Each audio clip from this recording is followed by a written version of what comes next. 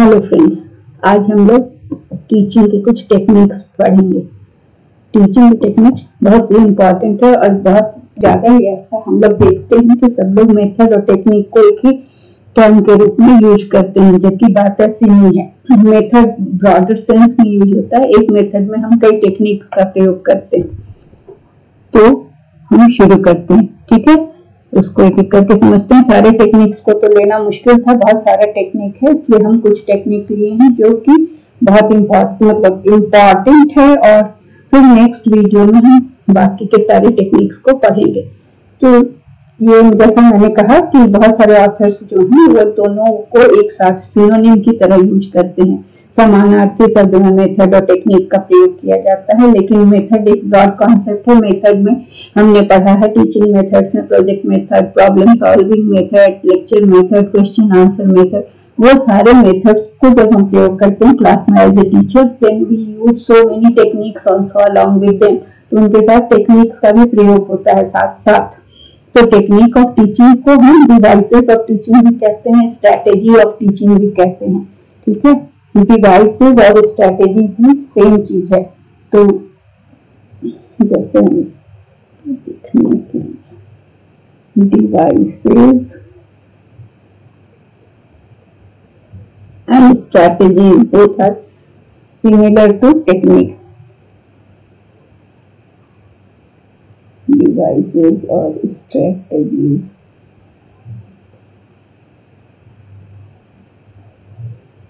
both are same thing, okay.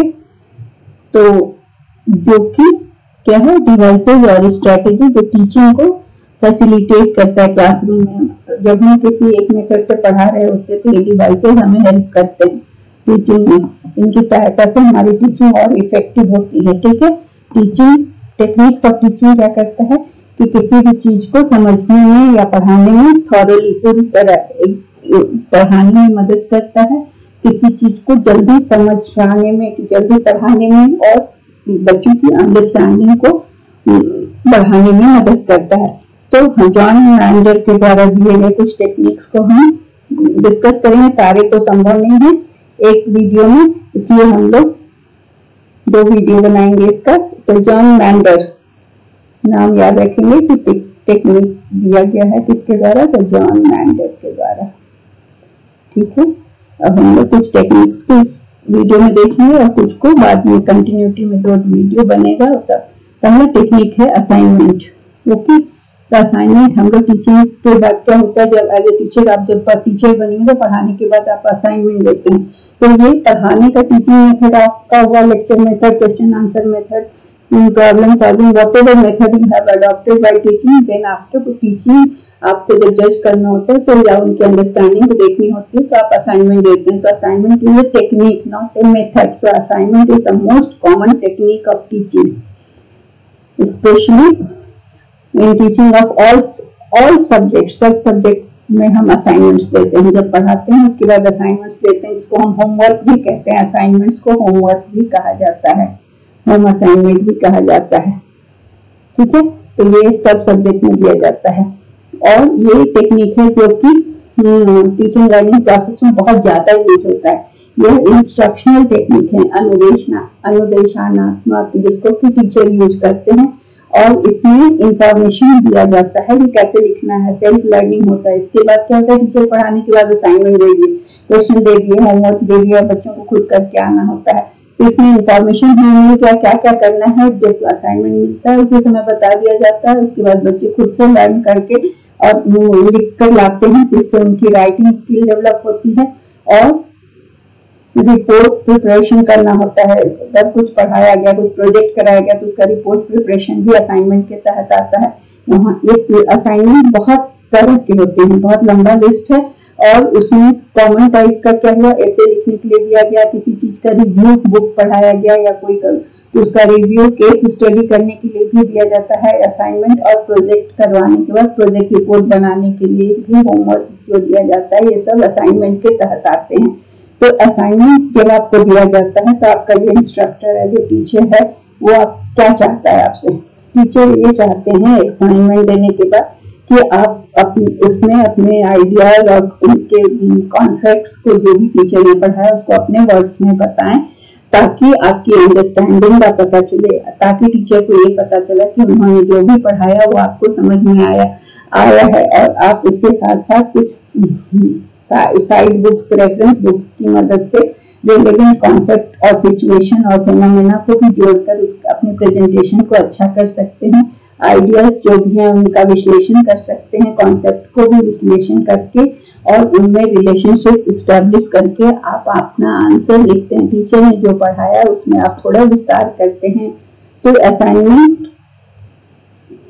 किस तरह का दिया जाता है, मैं बहुत डिटेल में नहीं जा रही हूँ क्योंकि बहुत सारी चीजें हैं, बहुत सारे टेक्निक हैं।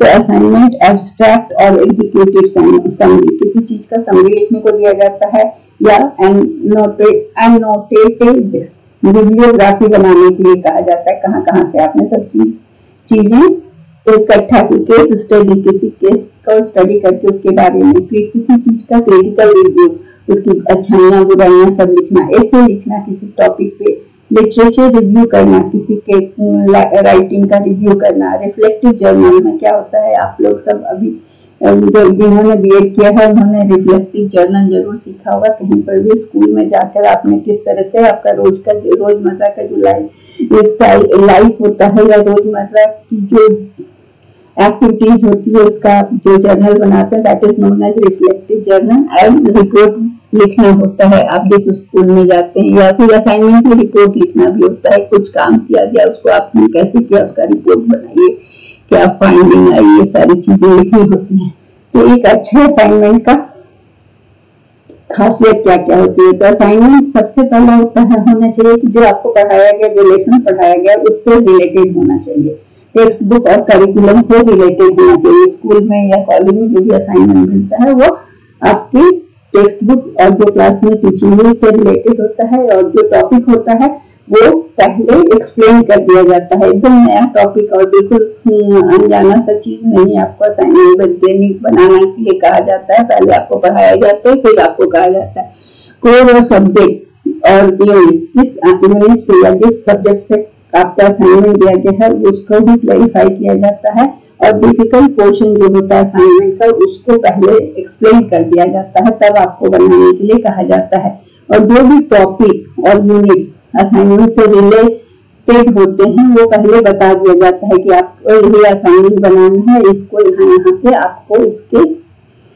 कॉन्सेप्ट्स मिलेंगे और इसके मटेरियल मिलेंगे। और क्वेश्चन आंसर जो होता है असाइनमेंट का वो लर्नर को प्रोवाइड किया जाता है, ताकि इस तरह के क्वेश्चन दिए जाते हैं जो कि लर्नर जो भी है उसके एटीट्यूड का पता चले, वो किस तरह से अपना आंसर देता है, उससे उसके एटीट्यूड का पता चलता है। और क्वेश्चन जो है वो इस तरह से दिया जाता है कि जिससे पता चले कि जब वो क्वेश्चन का आंसर बना के बच्चा लाता है, स्टूडेंट लाता है, तो पता चलता है उसके आंसर से कि उसने थॉरोली पूरे चैप्टर को पढ़ा है या नहीं। पूरा क्वेश्चन और जो असाइनमेंट का इंस्ट्रक्शन था उसको पूरा पढ़ के उसने पूरा किया है कि नहीं। और आंसर जो है सो सिंपल होना चाहिए, सिंपल सेंटेंस में स्मॉल होना चाहिए, और डायग्रामेटिक इलस्ट्रेशन की अगर आवश्यकता हो तो वो भी होना चाहिए, डायग्राम के साथ प्रेजेंटेशन होना चाहिए, और एक्सपेरिमेंटल वर्क भी स्टूडेंट्स को देना चाहिए, और कहाँ से उन्होंने आंसर किया है वो बिब्लियोग्राफी और रेफरेंस भी उनको लिखना चाहिए लास्ट में। तो ये टेक्निकल, इससे क्या है, क्या एडवांटेज क्या है, असाइनमेंट जो बच्चों को दिया जाता है उससे क्या फायदा होता है। पहला तो कि जो भी टॉपिक दिया गया, टेक्निकल हो या जो भी टॉपिक, उसके बारे में उनका अवेयरनेस होता है, जागरूकता होती है, नॉलेज बढ़ता है, राइटिंग स्किल बढ़ता है, और विश्लेषण करने की शक्ति, एनालिटिकल एबिलिटी और ज्ञानात्मक एबिलिटी, नॉलेज बढ़ता है, और एनालिसिस करने की एबिलिटी बढ़ती है, रिसर्च का ट्रेट आता है, ठीक है, रिसर्च करने की प्रवृत्ति बढ़ती है, और रियल लाइफ के एग्जाम्पल से जब वो उसको उसमें साइट करते हैं, रियल लाइफ के एग्जाम्पल्स देते हैं, तो उससे उनकी लर्निंग बढ़ती है और इससे उनके इम्प्रूवमेंट का स्कोप बढ़ता है, ठीक है। दूसरा है ब्रेनस्टॉर्मिंग, ये भी टीचिंग का एक टेक्निक है। ये 19वीं सेंचुरी में ब्रेनस्टॉर्म कहा जाता था कि ब्रेनस्टॉर्म एक न्यूरोलॉजिकल या मेंटल डिस्टर्बेंस है। लेकिन 1940 में एक एडवर्टाइजिंग कंपनी के एग्जीक्यूटिव थे जिनका नाम था एलेक्स ऑसबॉर्न। एलेक्स ऑसबॉर्न ने एक सिस्टम डेवलप किया जिसमें था कि आइडिया जनरेट करने का, उसको उन्होंने ब्रेनस्टॉर्मिंग कहा। पहले ब्रेनस्टॉर्मिंग का क्या मतलब था? ब्रेनस्टॉर्मिंग का मतलब था कि कोई न्यूरोलॉजिकल मेंटल डिसऑर्डर हो गया, लेकिन बाद में 1940 में एलेक्स ऑसबॉर्न ने इसे ब्रेनस्टॉर्मिंग का मतलब कहा कि बहुत सारे आइडिया जनरेट होते हैं जब माइंड में, इट इज कॉल्ड ब्रेनस्टॉर्मिंग। ये आइडिया जो था ना उनका कि ब्रेनस्टॉर्मिंग से आइडिया जनरेट होता है, ये पूरे वर्ल्ड में हलचल मचा दिया। ब्रेनस्टॉर्मिंग क्या है? ग्रुप एक्टिविटी, ग्रुप का क्रिएटिविटी टेक्निक है। ग्रुप का क्रिएटिविटी का मतलब क्या? क्रिएटिविटी हमेशा कोई चीज नया करने की प्रक्रिया को कहा जाता है। जब कोई कुछ नया सोचता है, कुछ नई चीज आती है, कुछ नया जो पहले से नहीं हुआ होता, वैसी चीजें होती है, तो इसे क्रिएटिविटी कहते हैं। तो ये ब्रेनस्टॉर्मिंग जो नया आइडिया है, इसे क्रिएटिविटी टेक्निक कहा, जिसमें कि सारे प्रयत्न ऐसे किए जाते हैं कि किसी भी समस्या का एक बहुत सारा कंक्लूजन, बहुत सारे आइडियाज को इकट्ठा करना। किसी प्रॉब्लम को, मान लीजिए कि कोई प्रॉब्लम किसी कंपनी में, किसी क्लास में टीचर ने थ्रो कर दिया या किसी कंपनी के बॉस ने थ्रो कर दिया, और जितने यहाँ के एम्प्लॉय हैं या जितने स्टूडेंट हैं क्लास में, वो सब अपना अपना आइडियाज देंगे। उनके दिमाग में जो भी आइडिया आएगा, सारे आइडियाज को कलेक्ट किया जाएगा। तो ब्रेनस्टॉर्मिंग एक सिचुएशन होता है जिसमें कि बहुत सारे ग्रुप ऑफ लोग होते हैं, बहुत सारे लोग होते हैं, एक ग्रुप ऑफ पीपल होता है, मतलब क्लासरूम के स्टूडेंट्स हो सकते हैं, ऑफिस के स्टाफ हो सकते हैं, जो नए आइडियाज को जनरेट करते हैं और किसी भी प्रॉब्लम का सॉल्यूशन देते हैं। किसी एक मतलब सारी अपनी इनोवेशंस और अपने अंदर की कुंठा को दूर करके जिसके मन में जो आइडिया आता है वो बताता है, क्योंकि क्रिएटिविटी में हमेशा नई चीजों को प्रेशर दिया जाता है। तो इसमें क्या है कि लोग इसमें अब प्रॉब्लम को थ्रो कर दिया गया, अब सब लोग फ्रीली सोच रहे हैं, जिसके मन में जो आइडिया आ रहा है, स्पॉन्टेनियस नया नया आइडिया आ रहा है, वो बताते जा रहे हैं। सब आइडिया को नोट करके जाया जा रहा है। सब नोट करने के बाद बिना किसी भी आइडिया को क्रिटिसाइज नहीं किया जाता है ब्रेनस्टॉर्मिंग में। जिसका जो आइडिया सबको ले लिया गया और उसके बाद वो आइडिया को इवैल्यूएट किया जाता है, उसका मूल्यांकन किया जाता है। तो उस मूल्यांकन करने में कोई आइडिया बहुत बढ़िया मिल जाता है और वो क्लिक कर जाता है। तो इसको एलेक्स का पूरा नाम था एलेक्स फैक्टनी ऑसबॉर्न ने 1967 में अपनी बुक अप्लाइड इमेजिनेशन में इसको डाला। तो इस तरह से ये बहुत ही इम्पोर्टेंट टेक्निक बन गया। तो ब्रेनस्टॉर्मिंग जो है वो एक लार्ज या स्मॉल ग्रुप एक्टिविटी है जो कि स्टूडेंट को किसी टॉपिक पर फोकस करके और आइडियाज का फ्री फ्लो अलाउ करता है। कि टीचर किसी भी ब्रेनस्टॉर्मिंग सेशन को कैसे शुरू कर सकता है? तो एक क्वेश्चन, एक प्रॉब्लम या किसी टॉपिक को इंट्रोड्यूस कर दिया क्लास में।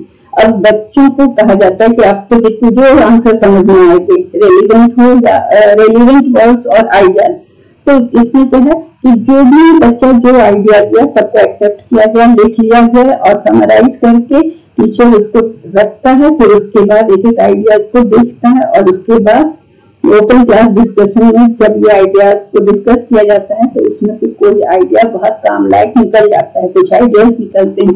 तो ये आइडिया को जो अभिव्यक्त करता है, जो अपने विचार, तो कहते हैं कि एक्सप्रेसिंग आइडिया और लिसनिंग टू व्हाट अदर्स से। इससे क्या होता है कि एक तो अपना आइडिया दे रहे हैं और दूसरी के आइडिया को सुन रहे हैं। तो इससे स्टूडेंट्स अपने पहले के ज्ञान को या अंडरस्टैंडिंग को नए इंफॉर्मेशन के साथ जोड़ते हैं और अपने लेवल ऑफ अवेयरनेस को बढ़ाते हैं, क्योंकि वो अपने पहले का ज्ञान को जोड़े, नए आइडियाज जो दूसरे स्टूडेंट्स का है सबको जोड़ते हैं और इस तरह से उनका नॉलेज भी बढ़ता है। तो इसका मेन पर्पस क्या है कि स्टूडेंट का अटेंशन किसी विशेष विषय पर लाना। दूसरा क्या है कि क्वालिटी ऑफ आइडिया, बहुत सारा आइडिया जनरेट करना, फिर एक्सेप्ट करना, दूसरे के आइडिया को एक्सेप्ट करना और इंडिविजुअल डिफरेंस को भी एक्सेप्ट करना, व्यक्तिगत भिन्नता को, क्योंकि सब बच्चे अलग अलग होते हैं और सबके आइडिया एक लेवल के नहीं होते हैं, किसी के साधारण आइडिया भी होते हैं, लेकिन सबको एक्सेप्ट करना है क्योंकि इसमें क्रिटिसाइज करने को अलाउ नहीं होता है। फिर लर्नर को क्या कहा जाता है कि अपने आइडिया को शेयर करो, बोलो, रिस्क लो, डरो मत। और स्टूडेंट्स को ये दिखाया जाता है कि उनका नॉलेज और लैंग्वेज, उनका जो भी लैंग्वेज एबिलिटी है, उनका जो भी आइडिया है उसका वैल्यू किया जा रहा है, उसको एक्सेप्ट किया जा रहा है, उसको क्रिटिसाइज नहीं किया जा रहा है, उसका मखौल नहीं उड़ रहा है। फिर आइडिया को इंट्रोड्यूस करके कलेक्शन कर लेना और फिर सॉल्विंग प्रॉब्लम को सॉल्व करने के लिए उन सब आइडियाज से एक प्रॉपर आइडिया को ढूंढ निकालना।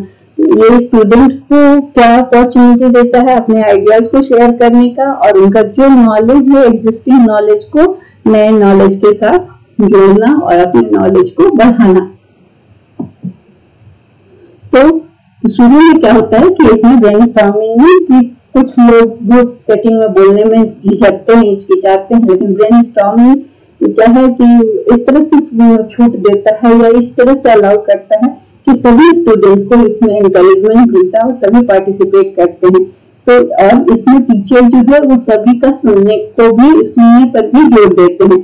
तो इसके लिए क्या होता है स्टूडेंट को क्या करना चाहिए, एनकरेज करना चाहिए कि सबका सुने, जो उनके दूसरे क्लासमेट जो कह रहे हैं उसे भी सुने, फिर स्पीकर या टीचर को बोलने दे और दूसरे जो सजेशंस दिए हैं उसके इम्पोर्टेंस को भी वो समझें। इसका एडवांटेज क्या है ब्रेनस्टॉर्मिंग का, इसकी ये स्टिमुलेटेड और बहुत तरह का इंस्ट्रक्शनल अप्रोच को बढ़ावा देता है। यह मोटिवेटिंग है, बहुत प्रेरणादायक है, टास्क फोकस कर देता है किसी आइडिया पे सोचने के लिए और ये स्पॉन्टेनियस आइडियाज और नए आइडियाज सृजनात्मकता को बढ़ावा देता है। ये एफिशिएंट है और ये जो भी पार्टिसिपेंट हैं उनके आइडियाज के ओनरशिप को महत्व देता है। जो अपना आइडिया देता है उसको महत्व दिया जाता है। इससे क्रिएटिविटी का विकास होता है, सृजनात्मकता का विकास होता है।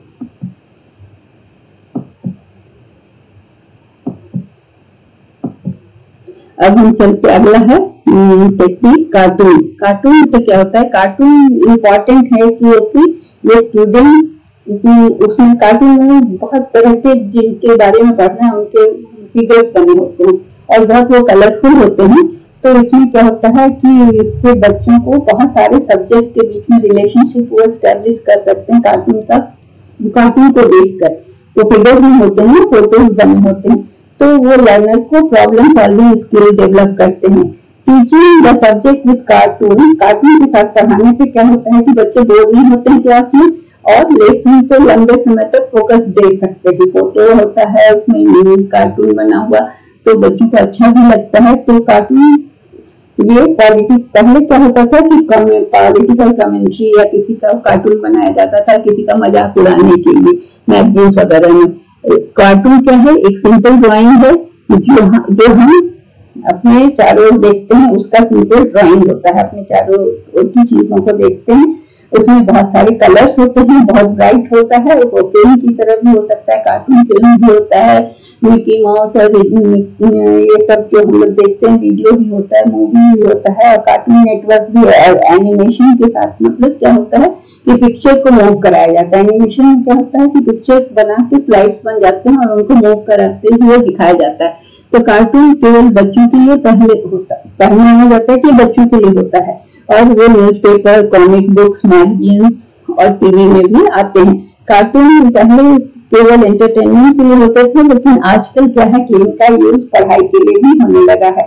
एजुकेशन में और लोगों में अवेयरनेस, जागरूकता पैदा करने के लिए भी यूज हो रहा है। ये फन और एंटरटेनमेंट तो करते ही थे, अब जागरूकता के लिए भी कार्टून का प्रयोग होता है। तो क्या है कार्टून जो है वो कार्टून लाइफ का डल पेज को क्या करता है, जो सब्जेक्ट डल है और जो डल पेजेस ऑफ द बुक और hidden secret of the subject उसको आई कैचिंग बना के ले आता है, सुंदर बना के, कलरफुल बना के ले आता है। और किसी भी कार्टून का कोई पेज खोलते हैं आप तो पहला आप नोटिस करते हैं कि इसमें कार्टून बना है और टेक्स्ट को आप जाने बिना पढ़े आप चाहते हैं कि कार्टून देखकर आप समझ जाएं कि क्या कहना चाह रहा है। तो कोई भी कार्टून अगर किसी पेज में बना हुआ है तो वो एक छोटा सा कार्टून पूरे पेज के टेक्स्ट के बराबर होता है। मतलब एक पूरा पेज आप लिख के लाइए और एक कार्टून बना के लाइए तो कार्टून ज्यादा कुछ कह जाता है, लिखा हुआ पढ़ने की जरूरत नहीं पड़ती है। तो ये जो किताबें बच्चों के लिए, छोटे बच्चों के लिए, प्री नर्सरी क्लास और नर्सरी स्टूडेंट्स के लिए बनती है, वो आजकल कार्टून के इमेजेस से बनती है क्योंकि बच्चों को वो अच्छी लगती है और बच्चे उससे जल्दी सीखते हैं। तो इससे ये बच्चे कार्टून देखकर उनके माइंड में उसका इम्प्रेशन बन जाता है, और जो देखकर इम्प्रेशन बनता है वो लंबे समय तक टिकता है और वो उसको अच्छे से याद कर पाते हैं। तो इसलिए कार्टून का यूज किया जाता है as a technique of teaching. अगला है, ये बड़ों के लिए है फिर डिबेट्स। डिबेट में क्या होता है, ये दो या दो से ज्यादा लोगों के बीच में, ग्रुप के बीच में भी अपोजिंग पोजीशन में किसी विषय पर डिबेट होता है, कोई फॉर बोलता है, कोई अगेंस्ट बोलता है।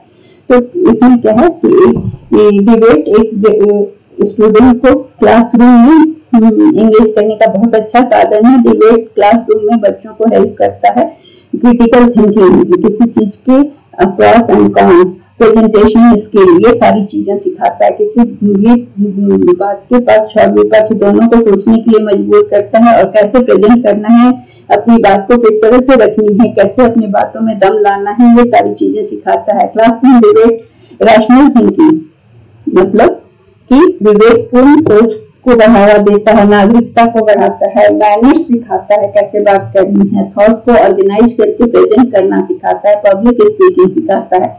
स्टूडेंट का जो डिबेट है वो क्या करता है, स्टूडेंट को बहुत पढ़ने के लिए, उनकी लर्निंग और उनको डीप थिंकर्स बनाता है। तो ये केवल बहस करना नहीं होता, बल्कि जो गुण होता है और जो स्ट्रक्चर होता है डिबेट का, वो दोनों साइड को काम मतलब शांत रखते हुए बनाया जाता है। ऐसा नहीं कि वो लड़ पड़े भिड़ पड़े, वो अपनी बात रखते हैं और अपने बात को प्रेजेंट करने का तरीका होता है जिससे कि उनकी बातों में ज्यादा वजन हो। तो क्लास डिबेट जो होता है वो स्टूडेंट को अपने थॉट को चेक करने के लिए, अपने विचारों को चेक करने में मदद करता है दूसरे अपने दोस्तों के विचारों से। इसमें मतलब आर्ग्यू, इस तरह का लड़ाई वाला आर्ग्यू नहीं करना है, बल्कि अपने पॉइंट्स रखने को सिखाता है। तो ये क्या है कि इसमें डिस्कशन का राइट टोन मेंटेन करने के लिए बच्चे सीखते हैं और दूसरे स्टूडेंट्स के साथ रैपो भी बनाना चाहते हैं। ये दिखाता है कि बच्चे जो क्लास कन्वर्सेशन में जल्दी शामिल होते हैं, वो क्लास डिस्कशन में बहुत अच्छा धीरे धीरे बोलने में उनके गुड स्पीकर बनते हैं।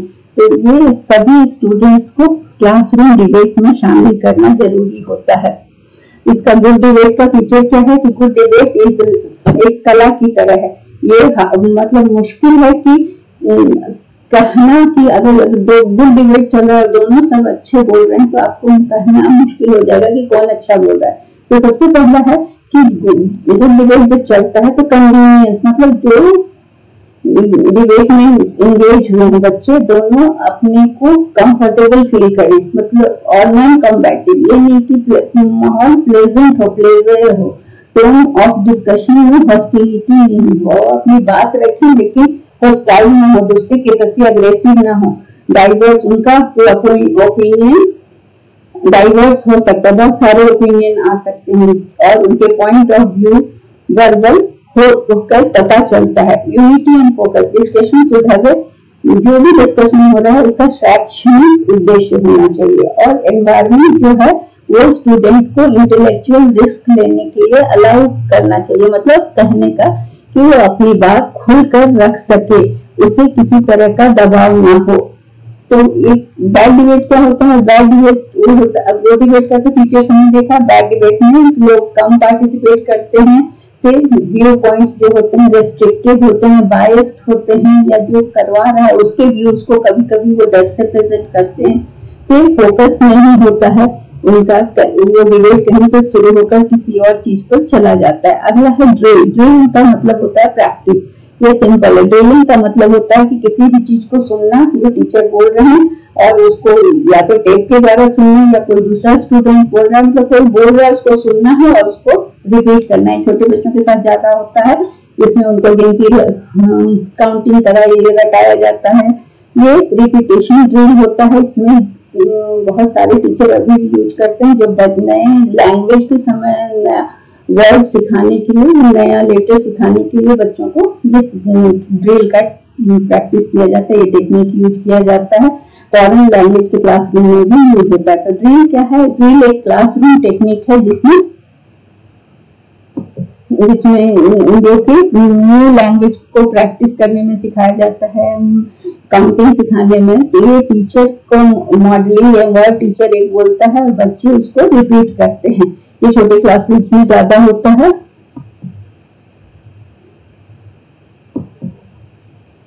इसका पर्पस है कि ड्रिल कुछ फैक्ट, कुछ हैबिट्स या कुछ स्किल सिखाने के लिए उसकी रोज प्रैक्टिस कराई जाती है। और ये परमानेंसी ऐसा सिखाया जाता है जैसे गिनती सिखाई जा रही है, तो पूरी तरह से याद आ जाए, वो परफेक्ट स्किल हो जाए, काउंटिंग एकदम परफेक्ट। तो ये मास्टरी सभी सब्जेक्ट्स में, जिसमें भी आपको मास्टरी करना है, थोड़ा आपको रटना, ड्रिल प्रैक्टिस करना जरूरी होता है। और लैंग्वेज ड्रिल क्या है कि लैंग्वेज को याद करने के लिए ये इसका रिपीटेड प्रैक्टिस होता है। और लर्नर क्या करते हैं कि वो लैंग्वेज को इंटरनलाइज कर लेते हैं, आत्मसात कर लेते हैं, और फ्यूचर में फिर वो उसको स्वतंत्र रूप से भी उसको बोल पाते हैं। ड्रामा, ड्रामेटाइजेशन, बेटर टू से dramatisation, not drama, it is dramatisation.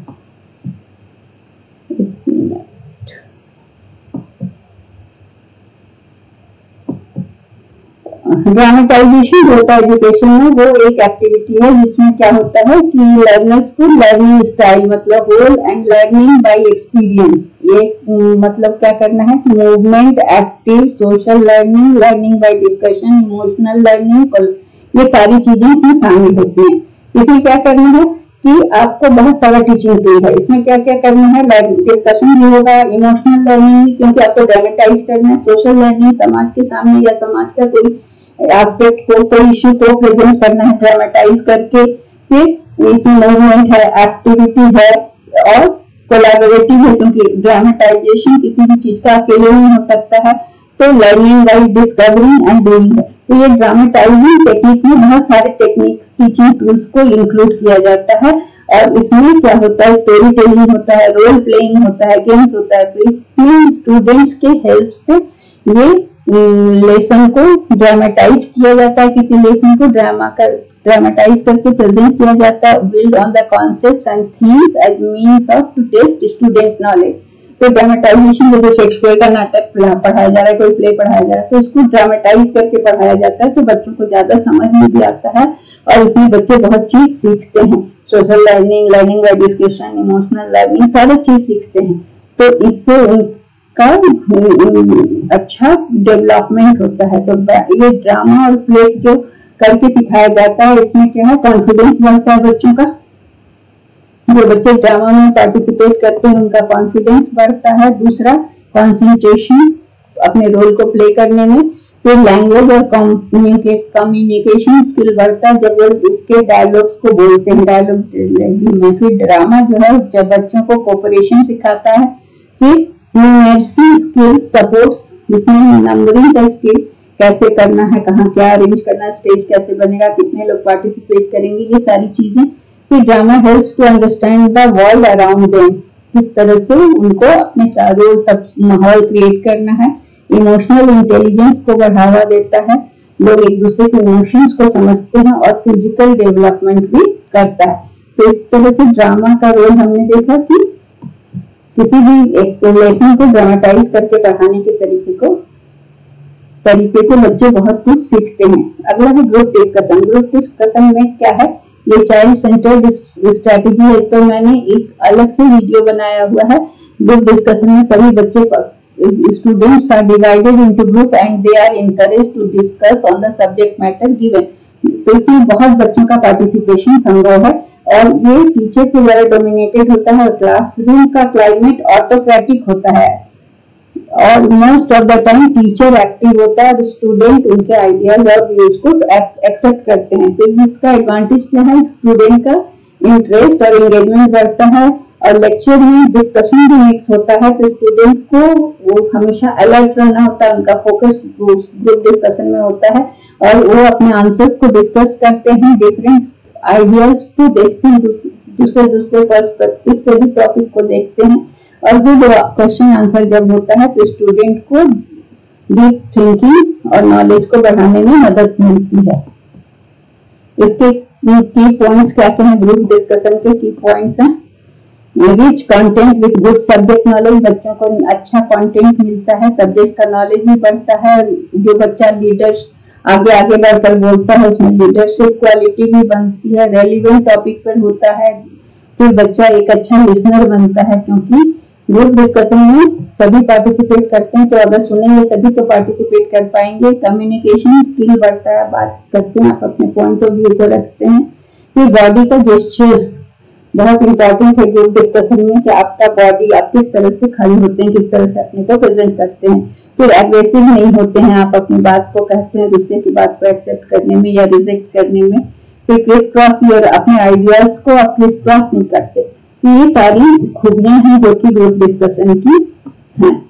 तो ग्रुप में जब आप शेयर करते हैं अपने आइडियाज को और ओपिनियंस को, तो आप क्या है कि आपका कम्युनिकेशन स्किल खुद ब खुद अच्छा हो जाता है, क्योंकि आप बोलते थे। डाइवर्जेंट थिंकिंग होता है ग्रुप डिस्कशन में, जो भी पार्टिसिपेंट्स होते हैं वो कई तरह का उनका डाइवर्जेंट डायरेक्शन में सोचते हैं, क्योंकि बहुत सारे ओपिनियंस आते हैं, तो सब ओपिनियंस और पॉइंट्स को सोचते हैं और उस पर फिर अपनी राय देते हैं, इससे उनकी डाइवर्जेंट थिंकिंग बढ़ती है।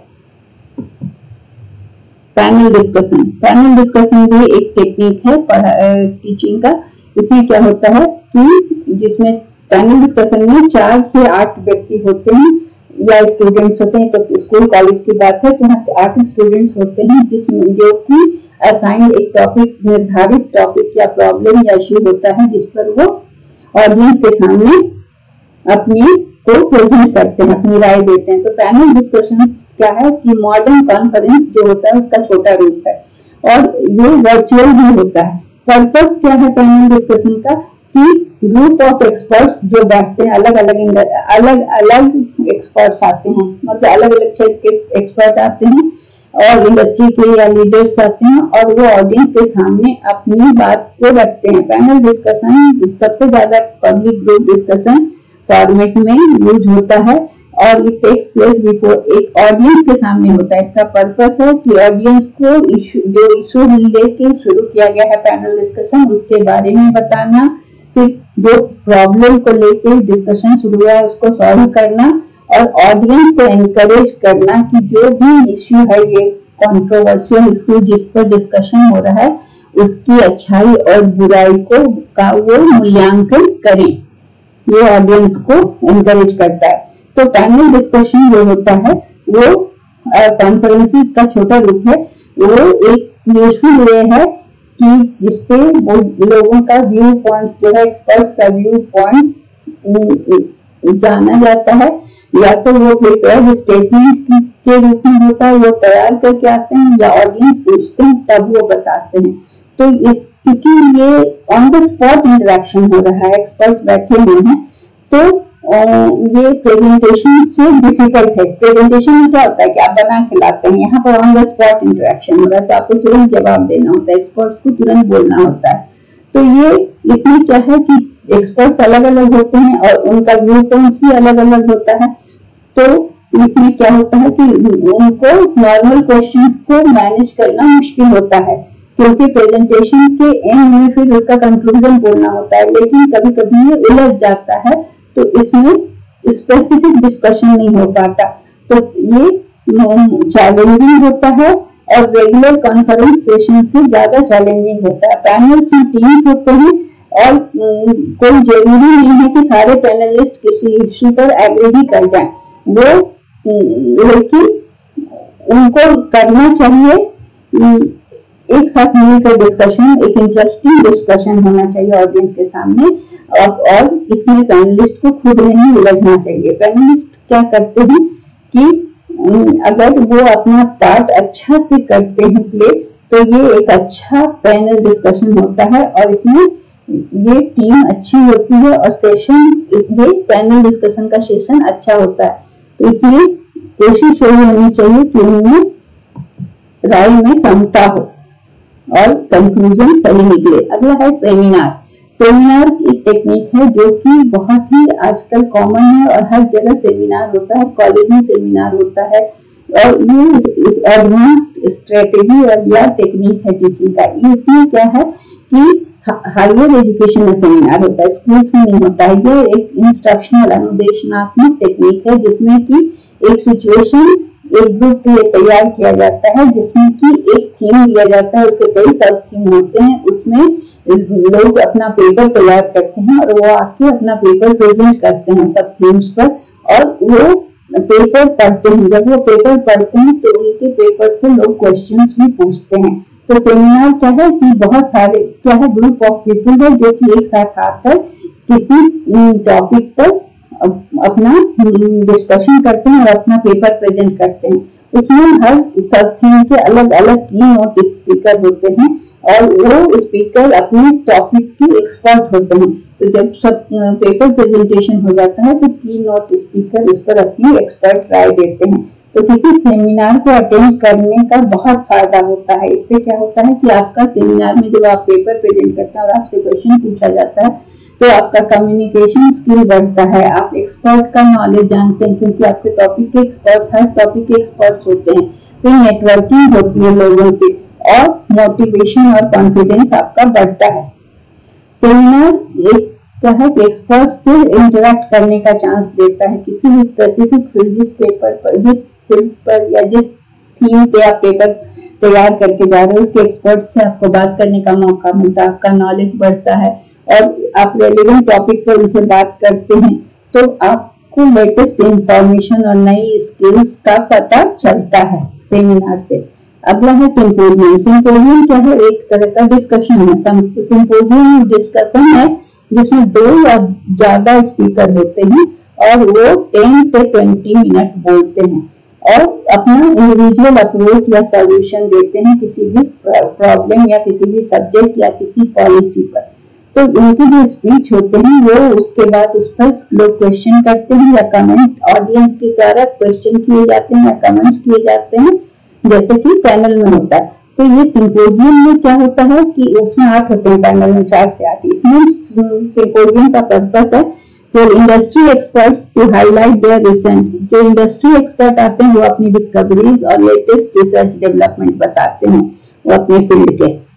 तो कॉन्फ्रेंस और सेमिनार या सिंपोजियम में क्या होता है, ये कॉन्फ्रेंस और सेमिनार की तरह नहीं होता। ये सिंपोजियम में क्या होता है कि प्रेजेंटेशन होता है किसका, ओरिजिनल रिसर्च का। रिसर्चर खुद आकर अपना पेपर पढ़ता है, उसमें अपना रिसर्च देता है। तो ये सिंपोजियम एक डायलॉग की तरह कंसीडर्ड होता है। ए फॉर्म यूज्ड बाय प्लेटो ने इसका सबसे पहले प्रयोग किया था अपने 30 से ज्यादा वर्क्स में, और ये सीरीज ऑफ ऐसे like speech from different point of view. तो सिंपोजियम में क्या है कि रिसर्चर जो अपना पेपर रिसर्च करता है वो आकर खुद प्रेजेंट करता है, तो ये इसमें ओरिजिनलिटी रहती है।